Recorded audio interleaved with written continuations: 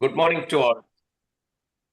Coffee Talk 7 a.m. program hosted by JC Nilambur, Golden Valley, Daffodils and Valanjeri Royals call to order. ഇന്ന് 910 ആണ് session. ഇന്നത്തെ ഈ സെഷനിലേക്ക് welcome സ്പീച്ചിനായിട്ട് നമ്മുടെ പ്രിയപ്പെട്ട ബിന്ദു മാഡത്തെ ക്ഷണിക്കുന്നു.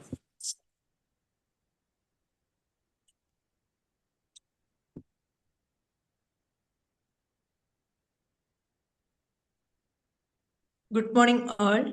ആദ്യം തന്നെ എനിക്ക് ഈ ഒരു അവസരം തന്ന മനോജ് സാറിനോട് എൻ്റെ നന്ദി രേഖപ്പെടുത്തിക്കൊണ്ട് ഞാൻ ഈ 910 ദിനത്തിൽ വെൽക്കം സ്പീച്ചിനായിട്ട് എനിക്ക് അവസരം കിട്ടിയതിൽ ഞാൻ വളരെ സന്തോഷിക്കുകയാണ്.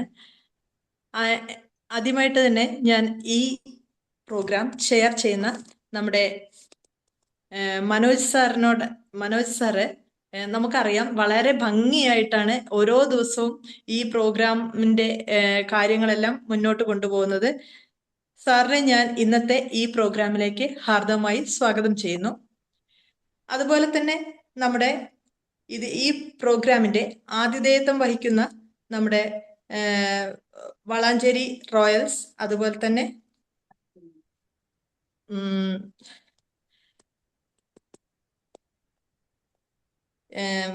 നിലമ്പൂർ ഡാഫോഡിൽസ്, ഇതിന്റെ രണ്ടിന്റെയും ലോ പ്രസിഡന്റ്സ്മാരായ നിതിൻ നാരായൺജി സാർ, അതുപോലെ തന്നെ ജിനി സാംസൺ മാം, ഇവരെ രണ്ടുപേരെയും ഈ പ്രോഗ്രാമിലേക്ക് ഞാൻ ഹാർദവമായി സ്വാഗതം ചെയ്യുന്നു. പിന്നെ ഇത്രയും ഭംഗിയിൽ ഈ പ്രോഗ്രാം എല്ലാ ദിവസവും രാവിലെ കറക്റ്റ് 7 മണിക്ക് തുടങ്ങി വളരെ ഭംഗിയായിട്ട് ഇതിന്റെ ഓരോ പ്രോഗ്രാമുകളും, അതായത് ട്രെയിനിങ് സെഷൻ, അത് കഴിഞ്ഞ് നമ്മുടെ ഫീഡ്ബാക്ക് സെഷൻ, അത് കഴിഞ്ഞ് നമ്മുടെ ക്യൂസ് കോമ്പറ്റീഷൻ, ഇങ്ങനെ ഓരോ പ്രോഗ്രാമുകളും കൃത്യമായി നടത്തിക്കൊണ്ടുപോകുന്നതിന് ആവശ്യമായ ട്രെയിനേഴ്സിനെ സംഘടിപ്പിക്കുക, ഇങ്ങനെയുള്ള എല്ലാ പ്രോഗ്രാമുകളും ഇതിന്റെ അണിയറയിൽ ഒരുക്കിക്കൊണ്ടിരിക്കുന്ന ഇതിന്റെ കോർഡിനേറ്റേഴ്സ് ആയിട്ടുള്ള നമ്മുടെ, അതുപോലെ തന്നെ ഇതിന്റെ ഫൗണ്ടർ ആയിട്ടുള്ള ഹിഷാം സർ, അതുപോലെ തന്നെ നമ്മുടെ ശ്രീജിത്ത് സർ, രേഖ മാം, മുജീബ് സർ, ഇവരൊക്കെ ഇതിന്റെ കോർഡിനേറ്റേഴ്സ് ആയിട്ട്, മനോജ് സാറ്, എല്ലാവരും തന്നെ ഇതിന്റെ പിറകിൽ ധാരാളം പ്രവർത്തനങ്ങൾ അവർ നിരന്തരം വർക്കൗട്ട് ചെയ്യുന്നതിന്റെ ഫലമായിട്ടാണ് നമുക്ക് ഇത്രയും നല്ലൊരു പ്രോഗ്രാം രാവിലെ 7 മണിക്ക് കണ്ട് നമ്മുടെ ഊർജ്ജമെല്ലാം കൂട്ടി സന്തോഷമെല്ലാം വർദ്ധിപ്പിച്ച് നമുക്ക് ഒരു നല്ല ദിവസം ഓരോ ദിവസം തുടങ്ങാൻ സാധിക്കുന്നത്. അതുകൊണ്ട് തന്നെ ഈ എല്ലാവരെയും ഈ 3 പേരെയും ഞാൻ ഈ പ്രോഗ്രാമിലേക്ക് ഹാർദവമായി സ്വാഗതം ചെയ്യുന്നു. അതുപോലെ തന്നെ നമ്മൾ ഇതിലെ സീനിയർ ആയിട്ടുള്ള ഒരുപാട് പാർട്ടിസിപ്പൻസ് ഉണ്ട്. ഇതിന്റെ തുടക്കം മുതൽ ഇതിന്റെ കൂടെ സഞ്ചരിക്കുന്ന നമ്മുടെ നാഗേഷ് സാറ്, മുരളി സാറ്, അങ്ങനെ ശ്രീജിത്ത് സാറ്, കുറെ പേരുകൾ നമുക്ക് പറയാൻ പറ്റും, ഹേമ മാം, അങ്ങനെ ഒരുപാട് പേരുകൾ, അവരെല്ലാവരും ഇതിനെ വളരെയധികം സപ്പോർട്ട് ചെയ്ത് മുന്നോട്ട് കൊണ്ടുപോകുന്നത് കൊണ്ട് തന്നെയാണ് ഈ പ്രോഗ്രാം ഭംഗിയായിട്ട് മുന്നോട്ട് പോകുന്നത്. എല്ലാവരെയും ഞാൻ ഈ പ്രോഗ്രാമിലേക്ക് വളരെ ഹാർദവമായി സ്വാഗതം ചെയ്യുന്നു. അതുപോലെ തന്നെ മലേഷ്യയിലിരുന്ന് ഇതിന്റെ എല്ലാ കാര്യങ്ങളും A to Z ശ്രദ്ധിക്കുകയും അതിനെ റെക്കോർഡ് ചെയ്യുകയും അതിന് മനോഹരമായ പോസ്റ്ററുകൾ തയ്യാറാക്കുകയൊക്കെ ചെയ്യുന്ന നമ്മുടെ ഉസ്മാൻ സാറിനെയും ഞാൻ ഈ പ്രോഗ്രാമിലേക്ക് സ്വാഗതം ചെയ്യുന്നു. കൂടാതെ ഈ പ്രോഗ്രാമിന്റെ ഏറ്റവും സത്ത എന്ന് പറയുന്നത്, എപ്പോഴും ഇതിന്റെ വളരെ ശ്രദ്ധയോടുകൂടി ഇതെല്ലാം കേട്ട് തങ്ങളുടെ ജീവിതം ഓരോ ദിവസവും എങ്ങനെ മെച്ചപ്പെടുത്തണം എന്ന രീതിയിൽ, എങ്ങനെ നമ്മൾ പോസിറ്റീവായി മാറണം, എങ്ങനെ നമ്മളെ ഡെവലപ്പ് ചെയ്യണം എന്നെല്ലാം മനസ്സിലാക്കിക്കൊണ്ടിരിക്കുന്ന ഇതിന്റെ ജീവനാഡികളായിട്ടുള്ള ഇതിന്റെ പാർട്ടിസിപ്പൻസ്, അവരെയും ഈ പ്രോഗ്രാമിലേക്ക് ഞാൻ സ്വാഗതം ചെയ്യുന്നു. പിന്നെ ഇന്നത്തെ നമ്മുടെ ട്രെയിനർ ആണല്ലോ ഇന്നത്തെ നമ്മുടെ ഏറ്റവും മുഖ്യ ആകർഷണം എന്ന് പറയുന്നത്. ഇന്നത്തെ നമ്മുടെ മുഖ്യ ആകർഷണമായിട്ടുള്ള ഇന്നത്തെ നമ്മുടെ ട്രെയിനർ എന്ന് പറയുന്നത് ഇന്ദിര സജി മാഡം. ക്ലിയർ ആവുന്നില്ല? മാഡം ഒരു ടീച്ചറാണ്, ഒരു ട്രെയിനറാണ് എന്നൊക്കെ ഞാൻ മനസ്സിലാക്കുന്നു. ജീവിതം ഒരു വരദാനം എന്ന ഒരു ടോപ്പിക്കുമായിട്ടാണ് മാം ഇന്ന് നമ്മുടെ മുമ്പിൽ എത്തിയിരിക്കുന്നത്. വളരെ നല്ല ഒരു ക്ലാസ്സിന് വേണ്ടിയിട്ട് ക്ലാസ് ആയിരിക്കും അതെന്ന് എനിക്കറിയാം. അപ്പൊ അത്രയും നല്ലൊരു ക്ലാസ്സിന് വേണ്ടിയിട്ട് എല്ലാവരും ആകാംക്ഷയോടെ കാത്തിരിക്കുകയാണ് മാം. മാഡത്തിനെ ഞാൻ ഈ പ്രോഗ്രാമിലേക്ക് വളരെ ഹാർദവമായി സ്വാഗതം ചെയ്യുന്നു. എല്ലാവർക്കും ഒരിക്കൽ കൂടി, ആരെയും വിട്ടുപോയിട്ടുണ്ടോ എന്ന് എനിക്ക് അറിയില്ല, എല്ലാവർക്കും ഒരിക്കൽ കൂടി ഈ ഇന്നത്തെ 910 ദിനത്തിൽ ഈ 7 AM കോഫി ടോക്കിലേക്ക് സ്വാഗതം ആശംസിച്ചുകൊണ്ട് over to chairman. Thank you all. Thank you Bindu ma'am. ഒരു ഓപ്പർച്യൂണിറ്റി കൊടുത്തപ്പോൾ അതെങ്ങനെ യൂട്ടിലൈസ് ചെയ്യണം എന്നുള്ള ആ ഒരു കാഴ്ചപ്പാടാണ് നമുക്ക് വേണ്ടത്. എപ്പോഴും അവസരങ്ങൾ എപ്പോഴും നമുക്ക് കിട്ടിയെന്ന് വരില്ല. കിട്ടുന്ന അവസരങ്ങൾ മാക്സിമം യൂട്ടിലൈസ് ചെയ്യുക എന്നുള്ളതാണ്. ഇന്ന് വെൽക്കം സ്പീച്ച് പറഞ്ഞപ്പോൾ ചെറിയ എന്തെങ്കിലും മിസ്റ്റേക്സ് ഒന്നുമല്ല, ചില എറർ എന്ന് പറയും, ചെറിയ ചെറിയ പ്രശ്നങ്ങൾ ഉണ്ടായിട്ടുണ്ടെങ്കിൽ അടുത്ത ദിവസം പറയുമ്പോൾ അത് ഉണ്ടാവില്ല. നിലമ്പൂരിന്റെ അത് പേര് പറയാൻ കുറച്ച് താമസം എടുത്തു എന്നുള്ളത് ശരിയാണ്. പക്ഷെ അത് അടുത്ത ദിവസം ഉണ്ടാവില്ല എന്ന് 100% ഉറപ്പാണ്. കാരണം നമ്മൾ കിട്ടുന്ന അവസരങ്ങൾ ഉപയോഗപ്പെടുത്തുമ്പോഴാണ് മിസ്റ്റേക്കും എറേഴ്സും ഒന്നും ഇല്ലാതെ വീണ്ടും വീണ്ടും നമുക്ക് ഇതിൽ പെർഫോം ചെയ്യാൻ സാധിക്കുള്ളൂ. എന്തായാലും വളരെ മനോഹരമായിട്ട്, ആ ശബ്ദം തന്നെ വളരെ മനോഹരമാണ്. താങ്ക് യു ബിന്ദു മാം. നമുക്കിനി ഇന്നത്തെ ട്രെയിനർ 910ാമത് സെഷനിലെ ജീവിതം ഒരു വരദാനം എന്ന ടോപ്പിക്കാണ്. നമുക്ക് ജീവിക്കാനും ചിന്തിക്കാനും സ്നേഹിക്കാനും പഠിക്കാനും സന്തോഷിക്കാനും ലഭിച്ച അവസരമാണ് ജീവിതം. അതുകൊണ്ട് ജീവിതത്തെ വിലമതിക്കുകയും അർത്ഥവത്തായി ജീവിക്കുകയും വേണം. ജീവിതത്തിൽ ബുദ്ധിമുട്ടുകളും ദുഃഖങ്ങളും ഉണ്ടെങ്കിലും ജീവൻ തന്നെ ഒരു വലിയ ഭാഗ്യവും അനുഗ്രഹവുമാണ്. ഇന്നത്തെ ട്രെയിനർ ഇന്ദിര സേജി ഒരു ഗവൺമെന്റ് ഇൻഡസ്ട്രിയൽ ട്രെയിനിങ് ഇൻസ്റ്റിറ്റ്യൂട്ടിലെ ഇൻസ്ട്രക്ടറാണ്. അവിടുത്തെ വർഷങ്ങളായിട്ടുള്ളൊരു ഗവൺമെന്റ് സ്ഥാപനത്തിലെ ടീച്ചറാണ്. ഇതിനു മുമ്പും നമ്മൾക്ക് സെഷൻ എടുക്കാൻ വന്നിട്ടുണ്ട്. വളരെ മനോഹരമായി, പ്രത്യേകിച്ച് സ്പിരിച്വൽ ആയിട്ടുള്ള കാര്യങ്ങളിൽ വളരെ എക്സ്പെർട്ട് ആയിട്ടുള്ള ഇന്ദിര മാഡത്തിനെ സ്നേഹപൂർവ്വം ഫ്ലോറിലേക്ക് ക്ഷണിക്കുന്നു. Indira ma'am, the floor is yours. Thank you, ma'am. Thank you, sir, for the wonderful introduction. Sir തന്നെ പറഞ്ഞു ഓരോ അവസരങ്ങളും നമ്മൾ ഉപയോഗപ്പെടുത്തണം എന്ന് പറഞ്ഞു. അത് ഓരോ ഇപ്പം വെൽക്കം സ്പീച്ച് പറഞ്ഞ മാഡം അത് വളരെ യൂട്ടിലൈസ് ചെയ്തു. അതുപോലെ ആ ഒരു സ്പിരിറ്റ് ഉള്ളത് കൊണ്ട് മാത്രമാണ് ഞാൻ ഇന്ന് ക്ലാസ് എടുക്കാൻ തീരുമാനിക്കുന്നത്. ഓരോ അവസരവും നമ്മൾ കളയാൻ പാടില്ല. കാരണം എന്ന് വെച്ച് കഴിഞ്ഞാൽ ഞാൻ ഒരു യാത്രയുടെ ഇടയ്ക്കുള്ള ഒരു സമയമാണ്. അപ്പോ സാർ ഇന്നലെ ക്ലാസ് എടുക്കാൻ പറഞ്ഞപ്പോ ഒരു കിട്ടിയ ഒരു അവസരമാണ്. അത് എന്തിന് ഞാൻ കളയണം എന്ന് കരുതി ഞാൻ ഇന്ന് എടുക്കുകയാണ്. അപ്പോ എല്ലാവർക്കും ഇവിടെ ജീവിതത്തിലെ പുതിയ അർത്ഥങ്ങൾ കണ്ടുപിടിക്കാനും നമ്മുടെ ജീവിതം കൂടുതൽ കൂടുതൽ മനോഹരമാക്കാനും ഓരോ ദിവസവും ഈ കോഫി ടോക്ക് ആൾക്കാര് അല്ലെങ്കിൽ ഇവിടെ കൂടിയിരിക്കുന്നവർ ചെയ്യുന്ന ഉദ്യമത്തിന് ആദ്യമായി ഞാൻ നന്ദി പറയുന്നു. എന്നെ വിളിച്ചതിൽ ആദ്യമായി നന്ദി പറയുന്നു. ഇന്ന് യാത്രയിലായതുകൊണ്ട് തന്നെ എന്റെ റിസോഴ്സ് എന്റെ കയ്യിൽ, ഞാൻ ശരിക്കും പറഞ്ഞാൽ ഇതൊരു ട്രെയിനിങ് സെഷൻ എടുക്കാൻ ഒരിക്കലും ഞാൻ ആഗ്രഹിക്കാത്ത ഒരു പുസ്തകത്തിനെ കുറിച്ചുള്ള ഒരു റിവ്യൂ എന്ന് വേണമെങ്കിൽ പറയാം. എന്റെ കയ്യിൽ ഈ പുസ്തകമായിരുന്നു ഇരുന്നത്. അപ്പോൾ അതിനെക്കുറിച്ചാണ് ഞാൻ പറയുന്നത്. ഇപ്പോൾ നമുക്കറിയാം നമ്മുടെ മൈൻഡ് പവർ. കഴിഞ്ഞ ദിവസം നമ്മുടെ രമ ഹരിദാസ് മാഡം ഇന്നലെ നമുക്ക് എടുത്തത് മൈൻഡ് പവറിനെ കുറിച്ചായിരുന്നു. അതായത് മൈൻഡിന്റെ എന്താ പറയാ കഴിവുകൾ, അസാധ്യമായ കഴിവുകൾ, അതിനെക്കുറിച്ചാണ് നമ്മൾ പറഞ്ഞിരുന്നത്. അതിപ്പോൾ ആ ഒരു സബ്ജക്റ്റിനെ ബേസ് ചെയ്തിട്ട് ഒരുപാട് പുസ്തകങ്ങൾ നമ്മുടെ വിപണിയിൽ ഉണ്ട്. എല്ലാവർക്കും അറിയാം power of subconscious mind. ഇത് ആരാണ് എഴുതിയതെന്ന് അറിയാമോ? Power of subconscious mind. Joseph Murphy. Okay, thank you Murali sir. Joseph Murphy. ഇവിടെ ഈ ഫ്ലോറിൽ ഒരുപാട് ഫീൽഡിലുള്ള ഒരുപാട് മഹാരഥന്മാർ ഇരിക്കുന്ന ഒരു ഫീൽഡാണെന്ന് എനിക്കറിയാം. ഞാൻ പല പുസ്തകങ്ങളും വായിക്കാറുണ്ട്. കാരണം പല ജോസഫ് മർഫിയുടെ പുസ്തകങ്ങൾ വായിക്കാറുണ്ട്. സബ് കോൺഷ്യസ് മൈൻഡ്, അതിനകത്ത് കുറെ കാര്യങ്ങൾ പറയുന്നുണ്ട്. പിന്നെ അതുമായിട്ട് ബന്ധപ്പെട്ട ആധ്യാത്മികമായ രീതിയിലുള്ള പുസ്തകങ്ങളുണ്ട്. ഇന്ന് അതുപോലൊരു പുസ്തകമാണ് എൻ്റെ കയ്യിലുള്ളത്. ഞാൻ ആദ്യമേ അത് പറയുന്നത്, ഇത് എല്ലാവർക്കും ഇപ്പം ജോസഫ് മർഫിയുടെ പുസ്തകങ്ങൾ നമ്മൾ വായിക്കുമ്പോൾ നമ്മൾക്ക് അതുമായിട്ട് ആ ആശയം, അദ്ദേഹത്തിന്റെ ആശയവുമായിട്ട് എല്ലാവർക്കും താതാത്മ്യം പ്രാപിക്കാൻ കഴിയുന്നുണ്ട്. പക്ഷെ ചില പുസ്തകങ്ങളില് എല്ലാവർക്കും അതിലെ ആശയത്തോട് ഉൾക്കൊള്ളാൻ സാധിക്കുകയില്ല.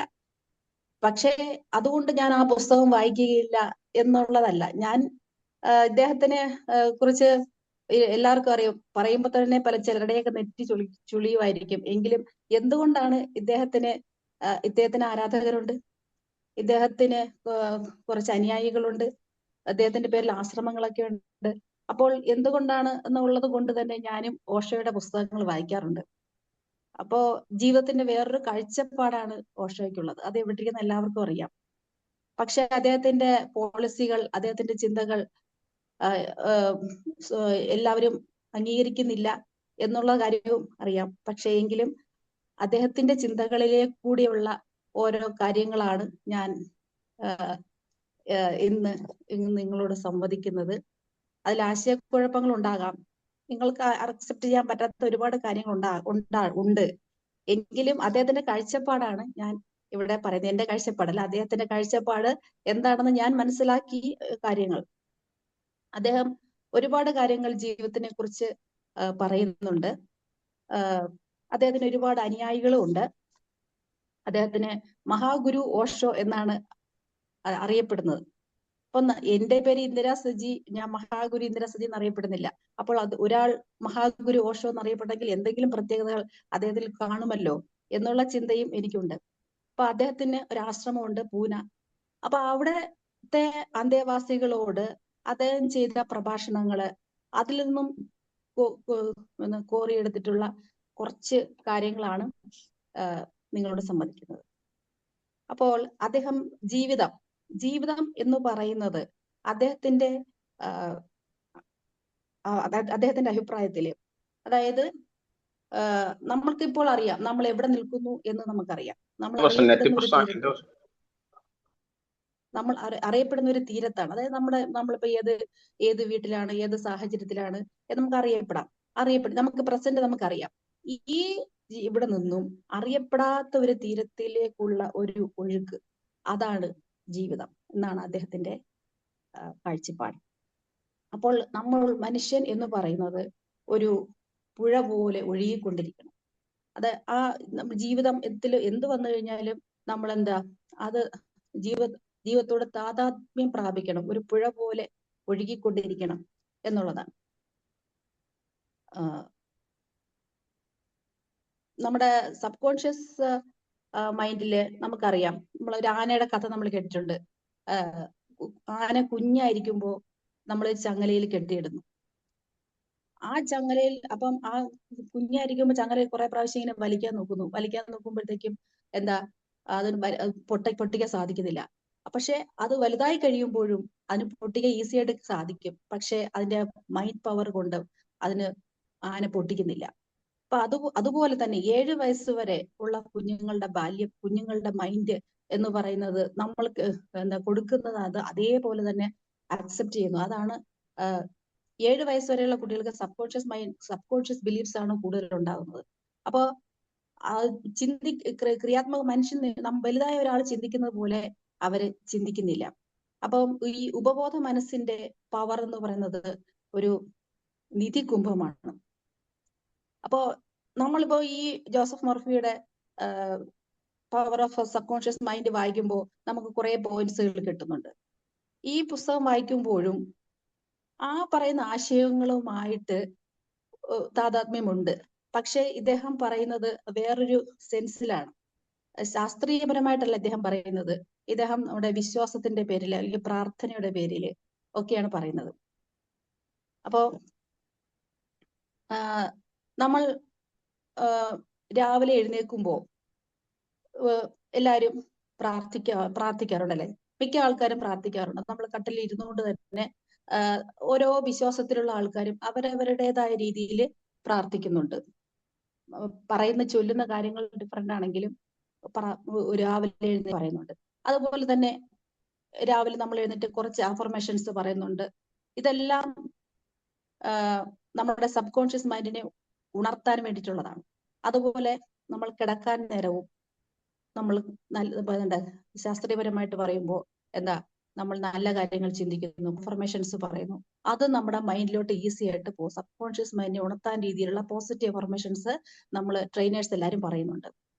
ഈ കാര്യം അദ്ദേഹം പറയുന്നുണ്ട്. പക്ഷെ അത് വേറൊരു രീതിയിലാണ് പറയുന്നത് എന്ന് മാത്രം. അത് ജീവിതത്തിനെ കുറിച്ച് കുറെ സീരീസ് ഓഫ് ബുക്സ് എഴുതി കൊടുത്തിട്ടുണ്ട്. 12 ബുക്സുകൾ കൊടുത്തിട്ടുണ്ട്. അത് ഒരു ധ്യാനം പോലെ നമ്മൾ ചെയ്യണം എന്നാണ് അദ്ദേഹത്തിന്റെ 12 സീരീസ് 12 പുസ്തകങ്ങളുണ്ട്. അപ്പോ നമ്മൾ എക്സിസ്റ്റൻസിനെ സറണ്ടർ ചെയ്യണം. നമ്മൾ യെസ് എന്ന് പറയേണ്ടതിന്റെ ആവശ്യകത. Love is a free bird, life is a gift, stranger to the earth, be a lamp unto yourself, Alone we fly, live dangerously. I teach fearlessness. Become one with yourself. A dew drop in the ocean, meditation and ecstasy. ഇതിൻ്റെ അകത്ത് life is a gift എന്നുള്ള ആ ഒരു portion മാത്രമാണ് ഞാൻ നോക്കിയത്. അപ്പോ രാവിലെ എഴുന്നേൽക്കുമ്പോൾ നമ്മൾ പറയുന്ന അഫർമേഷൻസ് ഉണ്ടല്ലോ, ആ അഫർമേഷൻസിനെ ഇദ്ദേഹം പ്രാർത്ഥനയുമായിട്ടാണ് കണക്ട് ചെയ്തിട്ടാണ് പറയുന്നത്. അപ്പൊ ഈ രണ്ട് കാര്യങ്ങളാണ് ഇദ്ദേഹം ഈ പുസ്തകത്തിൽ പറയുന്നത്. രാവിലെ എഴുന്നേൽക്കുമ്പോൾ നമ്മൾ പ്രാർത്ഥിക്കുന്നതിനെ കുറിച്ചും രാത്രി കിടക്കാൻ നേരത്ത് നമ്മളുടെ ചിന്തകളെ കുറിച്ചും. ഈ രണ്ട് ചിന്തകളും നമ്മുടെ നമ്മുടെ മൈൻഡ് പവറിനെ അതെന്തുമാത്രം ശക്തമാക്കുന്നു, അതിനെ ശാസ്ത്രീയപരമായിട്ട് നമ്മൾ എങ്ങനെ ചെയ്യണം, അങ്ങനെ 1 മുതൽ 31 ടെക്നിക്സുകളാണ് അദ്ദേഹം ഈ പുസ്തകത്തിലൂടെ നമ്മളോട് സമ്മതിക്കുന്നത്. അദ്ദേഹം പറയുന്നത് ഈ നമ്മളൊരു സംഗീതം ശ്രവിക്കുന്നത് പോലെ, അല്ലെങ്കിൽ നമ്മൾ മധുരമുള്ള ഒരു പാനീയം രുചിക്കുന്നത് പോലെ, അല്ലെങ്കിൽ നല്ല സുഗന്ധമുള്ള പുഷ്പം മണപ്പിക്കുന്നത് പോലെ, ഇദ്ദേഹത്തിന്റെ മണപ്പിക്കുന്നത് പോലെ ആയിരിക്കണം നമ്മൾ രാവിലെ കൊടുക്കുന്ന ഈ അഫർമേഷൻസ് എല്ലാം നമ്മൾ ചെയ്യേണ്ടത്. അത് നമ്മുടെ ആധ്യാത്മിക മണ്ഡലത്തിനെ തൊട്ടുണർത്താൻ സാധ്യമാകുന്ന രീതിയിൽ വേണം അതിനെ നമ്മൾ ഉള്ളിലോട്ട് എടുക്കേണ്ടത് എന്നതിനെ കുറിച്ചാണ്. അപ്പോ അദ്ദേഹം പറയുന്നത്, ഈ പ്രാർത്ഥനയെ കുറിച്ച് പറയുമ്പോ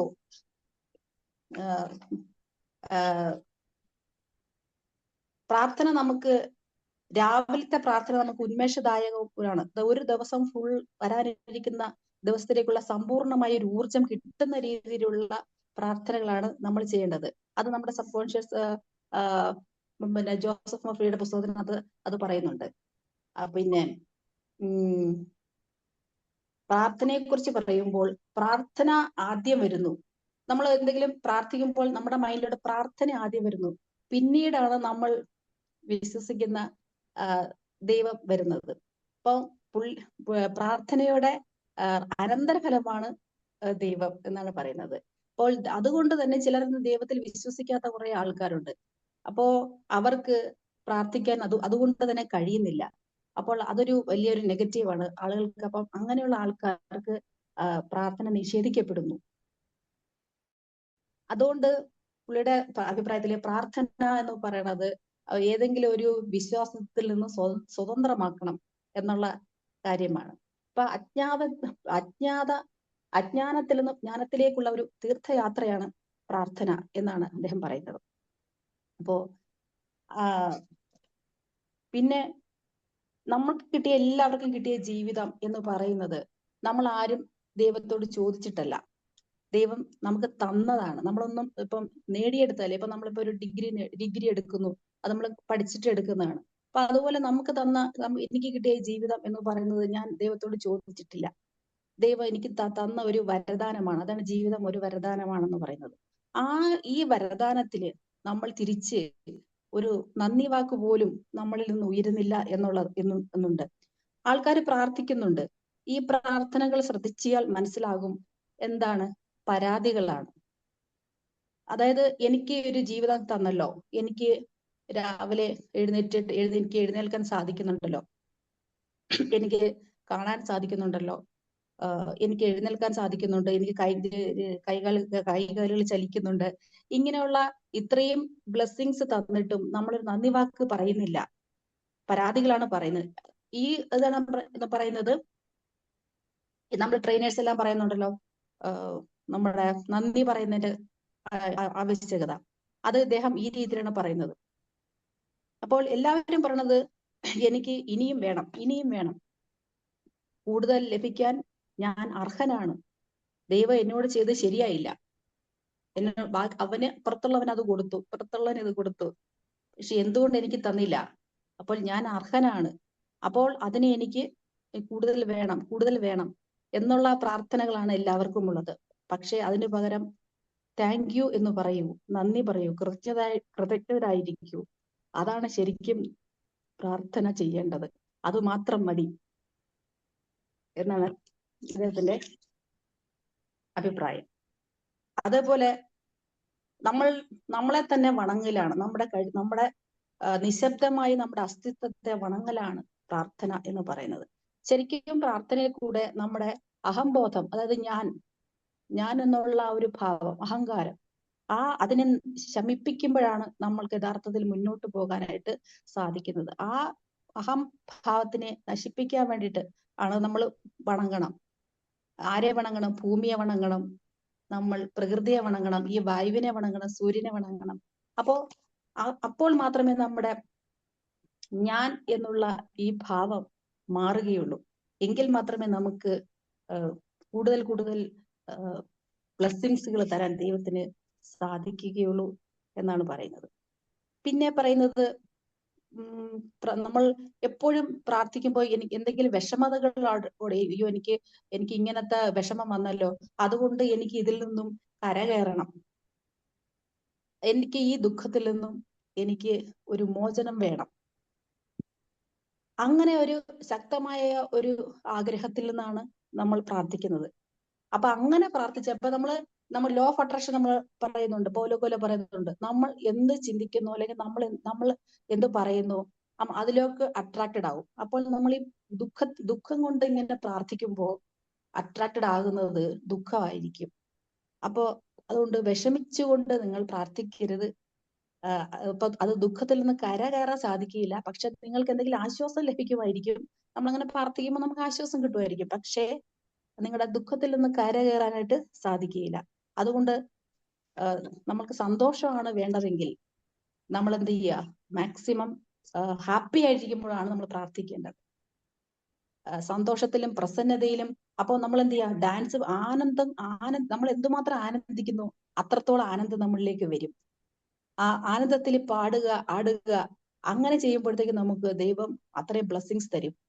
ആ രീതിയിലാണ് അദ്ദേഹം പറയുന്നത്. പക്ഷെ ശരിക്കും നമ്മൾ ഇതേ സംഗതി തന്നെ ലോ ഓഫ് അട്രാക്ഷനിൽ നമ്മൾ മനസ്സിലാക്കുന്നുണ്ട്. പറയുന്ന സംഭവങ്ങൾ ഒന്ന് തന്നെയാണെങ്കിലും പറയുന്ന മെത്തേഡ് ഡിഫറെന്റ് ആണ് എന്നാണ് എനിക്ക് മനസ്സിലാക്കാൻ സാധിക്കുന്നത്. അപ്പോ നമ്മളുടെ ഈഗോ ഒക്കെ മാറണമെന്നതിന് വേണ്ടിയിട്ട് നമ്മൾ വൃക്ഷങ്ങളിൽ ഒരു സത്തുണ്ട്, വൃക്ഷങ്ങളിൽ ജീവനുണ്ട്, ജീവനുള്ള എല്ലാത്തിനെയും നമ്മൾ വണങ്ങുന്നത് വഴി ഞാൻ എന്നുള്ള ഒരു അഹങ്കാരം മാറും എന്നാണ് അദ്ദേഹത്തിന്റെ കാഴ്ചപ്പാട്. പക്ഷെ പിന്നെ കുറെ കാര്യങ്ങളുണ്ട്, അതൊക്കെ ഞാൻ കുറെ ഇങ്ങനെ വിട്ട് പോകുന്നുണ്ട്. എങ്കിലും അദ്ദേഹം പറയുന്നുണ്ട്, നമ്മളുടെ മൈൻഡ്സില് ഭൂതവും ഭാവിയും ഒരു 100% കണക്കെടുക്കുവാണെങ്കിൽ മനുഷ്യരെല്ലാവരും 50% ഭൂതകാലത്തിലും 50% ഭാവി കാലത്തിലുമാണ് ജീവിക്കുന്നത്. വർത്തമാനകാലത്തിൽ യാതൊന്നുമില്ല. നമ്മൾ പഠിക്കുന്നുണ്ട് the importance of presence of living എന്നതിനെ കുറിച്ച്. നമ്മൾ ഇപ്പോൾ ഏതവസ്ഥയിലായിരിക്കുന്നു ആ അവസ്ഥയിൽ ജീവിക്കുക. ഇപ്പോൾ കിട്ടിയ ബ്ലെസ്സിങ്സ് കൗണ്ട് ചെയ്യുക. നിങ്ങൾ ഈ ഒരു നിമിഷം നമ്മൾ എന്തുമാത്രം ചെയ്യാൻ സാധിക്കുമോ ആ കാര്യങ്ങളെല്ലാം ചെയ്യുക. ഇന്നത്തെ ദിവസം, ഈ നിമിഷം നമ്മൾ നല്ലതായിട്ട് ജീവിക്കുക. കാരണം എന്താണ്? ഈ നിമിഷമാണ് ഇപ്പോൾ നമ്മുടെ കയ്യിലുള്ളത്. നാളെ കുറിച്ച് നമുക്കറിയില്ല. കഴിഞ്ഞ കാലം നമ്മുടെ കയ്യിൽ നിന്ന് പോയി. അപ്പോൾ ജീവിതത്തിൽ സന്തോഷം കിട്ടണമെന്നുണ്ടെങ്കിൽ ഈ നിമിഷം നമ്മൾ എന്ത് ചെയ്യുക? മാക്സിമം സന്തോഷിക്കുക.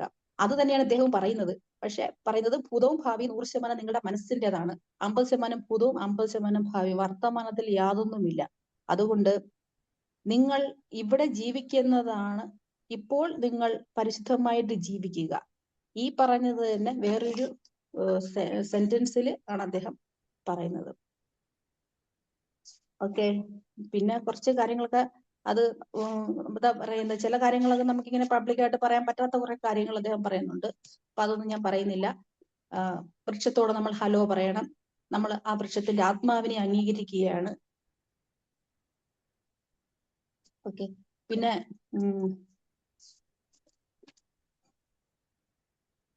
കൃതജ്ഞത പറയുന്നതിന്റെ ഇതാണ്.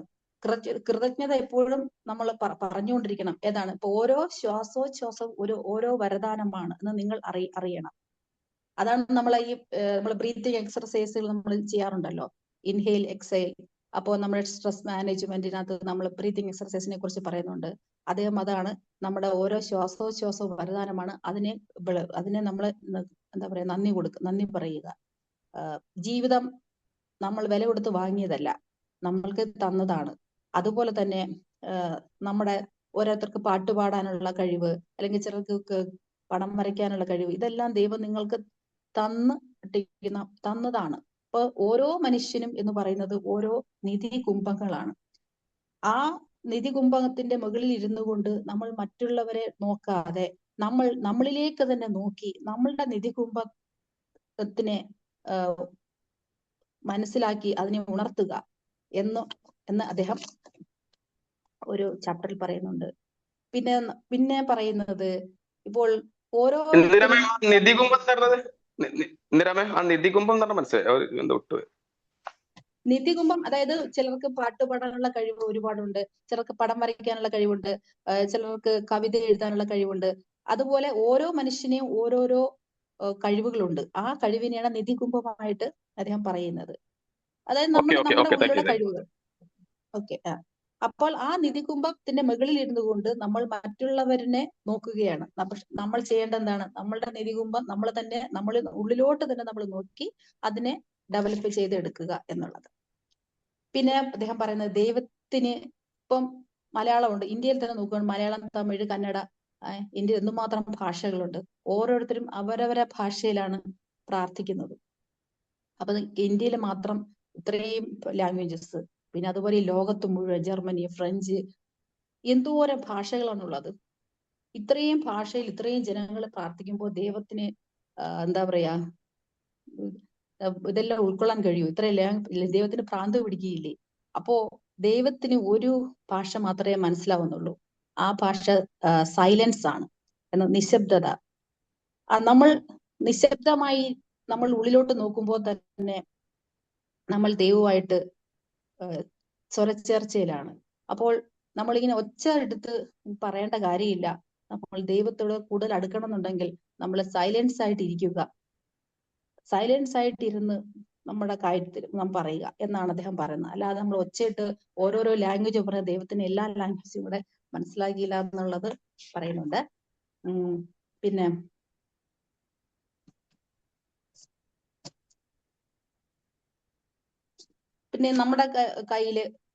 നമ്മുടെ കയ്യിൽ ഒരു ഗ്ലാസ് വെള്ളമുണ്ട്. ഇപ്പൊ യേശുവിന്റെ കയ്യിൽ കുറച്ച് വെള്ളമുണ്ട്. അപ്പോ ആരുടെ കയ്യിലാണ് ജലം ഇരിക്കുന്നത്? അപ്പൊ ബുദ്ധന്റെ കൈകളിൽ ജലമുണ്ട്. അപ്പോ യേശുവിന്റെ കയ്യിലിരിക്കുന്ന ജലത്തിന് പവർ ഉണ്ട്, നമ്മുടെ കയ്യിലിരിക്കുന്ന ജലത്തിന് പവർ ഇല്ല. ബുദ്ധന്റെ കൈകളിലെ സാധാരണ ജലം പോലും പവർഫുൾ ഉള്ളതായിട്ട് ആണ്. അതായത് നമ്മുടെ കയ്യിലിരിക്കുന്ന ആ ജലത്തിനെ നമ്മൾ അത് എങ്ങനെ കുടിക്കുന്നു എന്നതിനെ ആശ്രയിച്ചിരിക്കും അതിന്റെ കഴിവുകൾ. നമ്മൾ അതൊരു വേസ്റ്റ് വെള്ളമാണെന്ന് കരുതി കഴിഞ്ഞാൽ അത് വേസ്റ്റ് ആണ്. അത് അമൃതാണെന്ന് കരുതി നമ്മൾ പാനം ചെയ്യുകയാണെങ്കിൽ അത് അമൃതാണ്. അത് നമ്മൾ പിന്നെ എന്താ പറയാ, മദ്യവുമായിട്ട് കലർത്തി കഴിഞ്ഞാൽ അത് വിഷമാവുകയും ചെയ്യുന്നു. ഇങ്ങനെ വേറിട്ട ഒരു ചിന്താഗതിയിലൂടെ ജീവിതത്തിന് പല പല അർത്ഥങ്ങൾ തരുന്ന ഒരു പുസ്തകമായിട്ടാണ് എനിക്കിത് മനസ്സിലാക്കിയിട്ടുള്ളത്. അപ്പോൾ ഇത് കൃതജ്ഞത, നന്ദി പറയുക. ഇതാണ് പല പിന്നെ ചാപ്റ്ററുകളിലും റിപ്പീറ്റ് ആയിട്ട് പറയുന്നുണ്ട്. ഓക്കെ, അങ്ങനെയാണ് പ്രാർത്ഥനയെ കുറിച്ചുള്ള അദ്ദേഹത്തിന്റെ രാവിലത്തെ നമ്മളുടെ പ്രാർത്ഥനയെ കുറിച്ച് പറയുന്നത്. അതുപോലെ തന്നെ അദ്ദേഹം അടുത്തത് പറയുന്നത് രാത്രിയിൽ ഉള്ള നമ്മുടെ ചിന്തകളാണ്. അതാണ് ആദ്യ പ്രഭാതത്തിലുള്ള ചിന്തകളെ പ്രഭാത മനനമെന്നും, വൈകുന്നേരമുള്ള ചിന്തകളെ, രാത്രി കിടക്കുന്നതിന് മുമ്പുള്ള ചിന്തകളെ പ്രദോഷ മനനം, അങ്ങനെ രണ്ട് രീതിയിലായിട്ടാണ് അദ്ദേഹം പിന്നെ ക്ലാസിഫൈ ചെയ്തിരിക്കുന്നത്. അപ്പോ വേറൊരു ചിന്താഗതി എന്ന് പറയുന്നത് നമ്മുടെയൊക്കെ ജീവിതം എന്ന് പറയുന്നത് ഒരു നദിയോടെ ആണ് അദ്ദേഹം ഉപമിച്ചിരിക്കുന്നത്. അപ്പോൾ നദിയോടൊപ്പം ഒഴുകുക, നദിയോട് ചേർന്ന് പോവുക. അപ്പോൾ നമുക്ക് നീന്തേണ്ട ആവശ്യമില്ല. അപ്പോൾ നമ്മൾ തന്നെ നദി സമുദ്രത്തിൽ ചെന്ന് ചേരുന്നത് പോലെ തന്നെ നമ്മൾ നമ്മുടെ ജീവിതത്തിന്റെ നിത്യതയിലേക്ക് ചേരുന്നു. അതായത് നമ്മൾ കുറെ നിയമങ്ങളൊക്കെ, ലോസ് ഒക്കെ ഉണ്ടാക്കി വെച്ചിട്ടുണ്ടല്ലോ, അങ്ങനെ ചെയ്യാൻ പാടില്ല, ഇങ്ങനെ ചെയ്യാൻ പാടില്ല, കുറെ അതിർവരമ്പുകൾ. അങ്ങനെയൊക്കെ ചെയ്യുമ്പോൾ നമ്മുടേതായ സത്തയെ വെളിയിലോട്ട് കൊണ്ടുവരാൻ കഴിയുകയില്ല. അപ്പൊ ജീവിതം എന്ന് പറഞ്ഞാൽ എപ്പോഴും ഒഴുകിക്കൊണ്ടിരിക്കണം. നമ്മൾ സ്റ്റാഗ്നന്റ് ആകാൻ പാടില്ല. എങ്കിൽ നമ്മൾ അത് വിഷമായി മാറും. കെട്ടിക്കിടക്കുന്ന വെള്ളം ആകാൻ പാടില്ല. ഓക്കെ.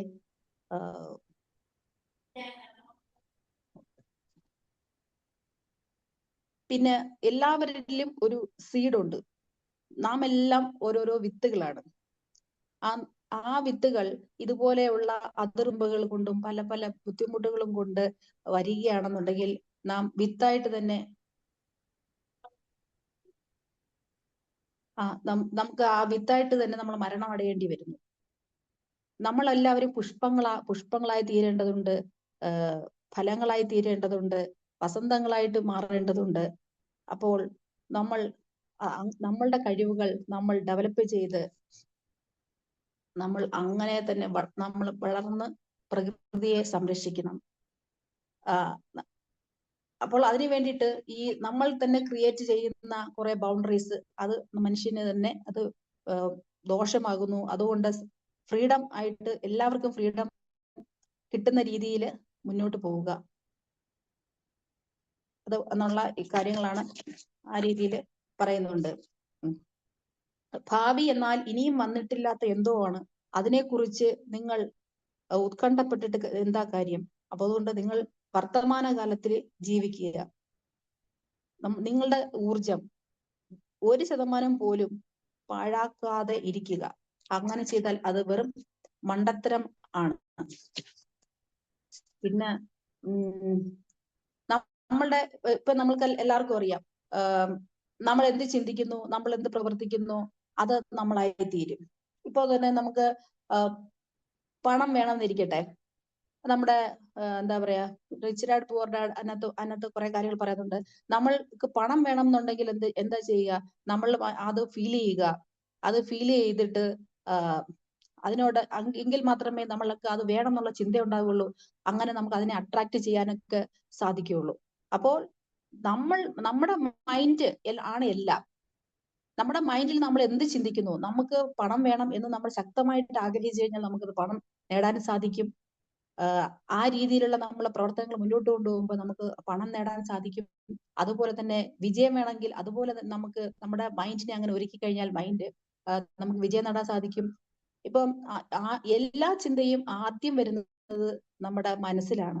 അപ്പോൾ ആ ചിന്തകളെ നമ്മൾ എങ്ങനെ ഡൈവേർട്ട് ചെയ്യുന്നു, എങ്ങനെ അത് കൊണ്ടുപോകുന്നു, അതിനനുസരിച്ചിട്ടാണ് നമ്മളുടെ നമുക്ക് വരുന്ന അനുഭവങ്ങളും എന്നുള്ള രീതിയിലാണ് അദ്ദേഹം പറയുന്നത്. ഓക്കെ. പിന്നെ അങ്ങനത്തെ കുറെ കാര്യങ്ങളാണ് പറയുന്നത്. അപ്പം സമയമായോ? ഇങ്ങനെയുള്ള ഇത്രയൊക്കെയാണ് ഞാൻ പറയാൻ ഉദ്ദേശിക്കുന്നത്. അപ്പം കൂടുതൽ എനിക്ക് പറയാൻ പേടിയാണ്. കാരണം വെച്ച് കഴിഞ്ഞാൽ എല്ലാവരും ഒരേ രീതിയിൽ എനിക്കൊരു എന്താ പറയാ ഒരു വിവാദം ഉണ്ടാക്കാൻ എനിക്ക് താല്പര്യമില്ല. അപ്പൊ ട്രെയിനിങ് എടുക്കണം എന്നുള്ള സാറ് പറഞ്ഞതുകൊണ്ട് ആ ഒരു അവസരം ഞാൻ എടുത്തു.